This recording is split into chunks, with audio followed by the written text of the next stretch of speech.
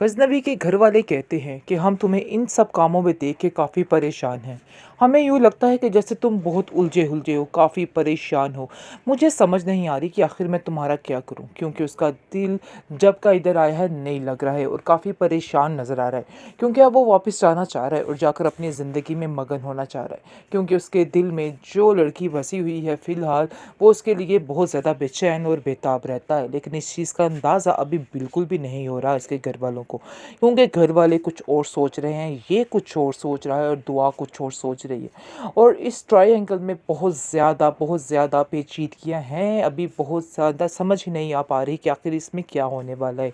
और ट्विस्ट काफ़ी ज़्यादा आने वाला है क्योंकि ड्रामे की पहली 2 एपिसोड इस कदर धमाका कर चुकी हैं और आने वाली एपिसोड में तो कमाल हो जाएगा। खैर आप देखेंगे कि वो बहुत ज़्यादा ज़हनी मरीज़ सा बनता जा रहा है कि आखिर मैं क्या करूँ? मुझे कुछ समझ नहीं आ रही। वो जब भी दुआ को देखता है, अक्सर उसकी नज़र पड़ जाती है तो वो हैरान और परेशान हो जाता है कि आखिर क्या है? क्यों है ऐसा? वो इस लड़की की तरफ क्यों माइल हो रहा है? क्यों बार-बार उसी के बारे में सोच रहा है? क्यों बार-बार उसी की बात कर रहा है? ये बातें उसको परेशान करके रख दिया है। खैर आप देखेंगे कि वो कहता है कि मुझे जितनी जल्दी हो सके यहाँ से जाना होगा। लेकिन जिसके साथ उसकी शादी होने जा रही है, इस बात ने उसको परेशान कर रखा है और वो उसको कहती है कि मैं आपका इंतज़ार करूँगी।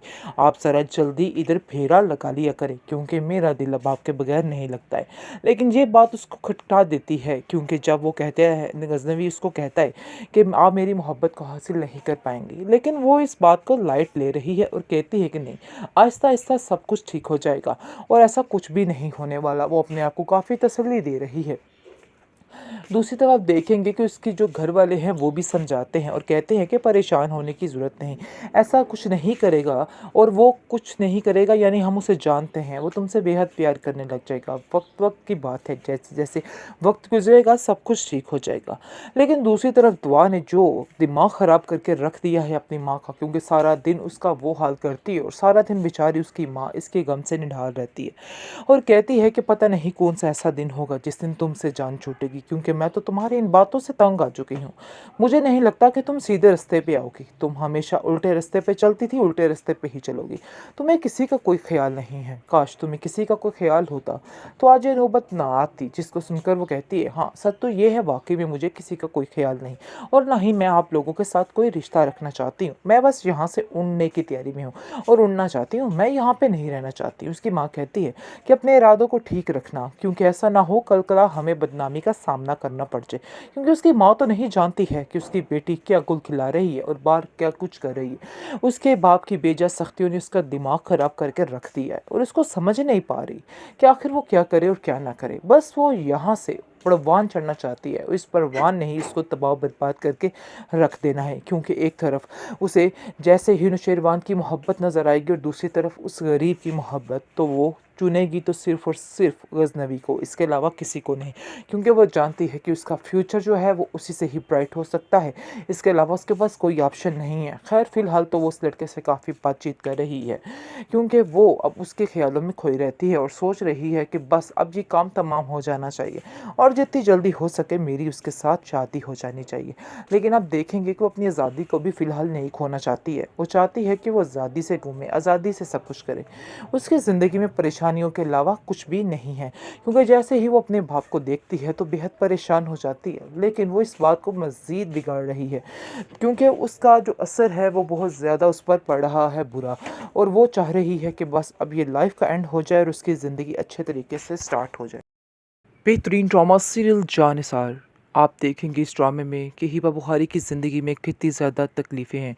तकलीफ़ें इस बात के लिए हैं क्योंकि जो कुछ वो करना चाहती है वो उसके घर वाले इस चीज़ को नहीं एक्सेप्ट करते हैं।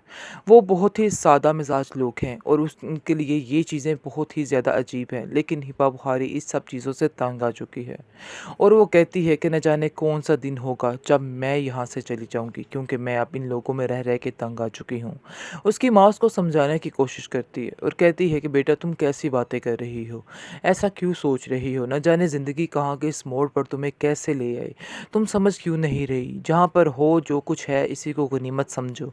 लेकिन वो कहाँ सुनने वाली है और अपने घर वालों की बातों को बहुत ही गलत किस्म का सोचती है और कहती है कि एक दिन मैं वो करके दिखाऊँगी जो किसी ने नहीं किया है। बहुत सी बातें करती है। उसके घर वाले भी काफ़ी परेशान हैं उसकी वजह से।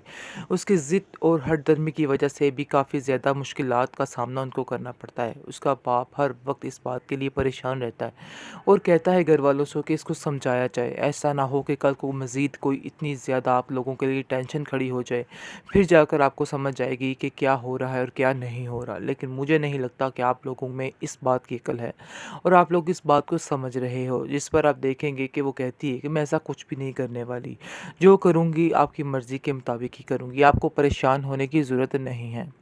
बहुत ज़्यादा यानी कि सता रही है वो भी इस कदर के, लेकिन खामोश भी है, लेकिन फिर भी वो चाह रही है कि उसकी मर्ज़ी के मुताबिक सब कुछ हो। ये काम करना उसके घर वालों के लिए नामुमकिन नज़र आ रहा है क्योंकि वो ऐसा उसको नहीं देखना चाहते हैं। वो बहुत ही सादा तबीयत लोग हैं, इसलिए वो इन सब चीज़ों को पसंद नहीं करते हैं।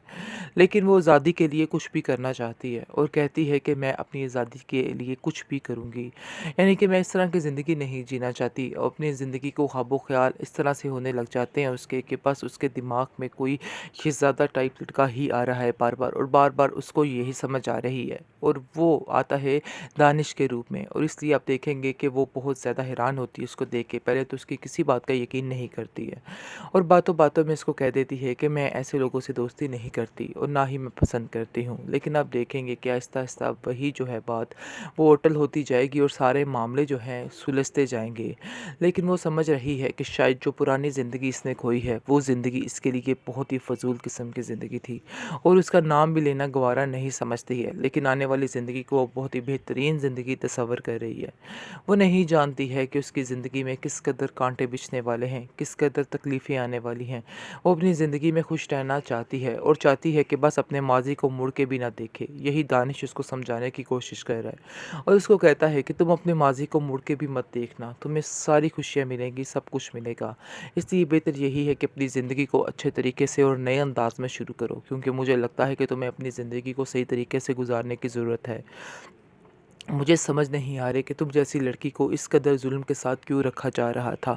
इतने ज़ालिम लोग कैसे हो सकते हैं? जिस पर वो कहती है ऐसी कोई बात नहीं है। अलबत्ता वो जानती है कि उसकी अपनी कुछ ख्वाहिशात थी जिसकी वजह से उसके घर वाले उससे तंग आ चुके थे और इन बातों को बिल्कुल नापसंद करते थे। लेकिन वो जिन ख्वाहिशात पर मर मिटी थी वही करके दिखाएगी, वही बन के दिखाएगी।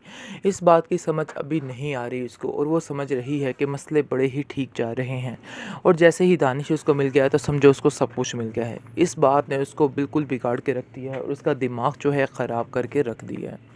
लेकिन असल माजरा वो नहीं समझ रही कि अपनी ज़िंदगी की असल जो उसकी मुसीबतें हैं, असल परेशानियाँ हैं, वो अब शुरू होने वाली हैं। वो समझ रही थी सब कुछ गुज़र चुका, लेकिन मज़ीद अब शुरू होने वाली चीज़ों को वो नहीं समझ पा रही है और वो कहती है कि मेरी ज़िंदगी में इस कदर परेशानियाँ आ चुकी हैं कि मैं क्या बताऊँ, काश वो टाइम ही रहता तो अच्छा था।